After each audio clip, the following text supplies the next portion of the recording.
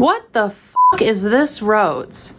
Come check out this 1969 suitcase Mark I that came with a 60s sparkle top hard lid. You got the hardware and the red velvet top. Down here, we have the 60s sparkle top speaker cabinet, but on the top, we've got the Mark I name rail and the Mark I textured lid, which does have a full frontal cutout like a sparkle top lid would have. Even more interesting are the Mark I tone bars.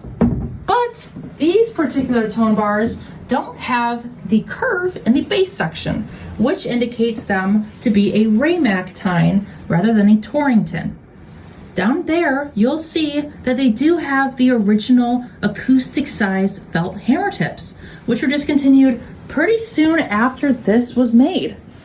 Overall, there are so many cool quirks in this keyboard. I'm so excited to show you when I get my hands in it.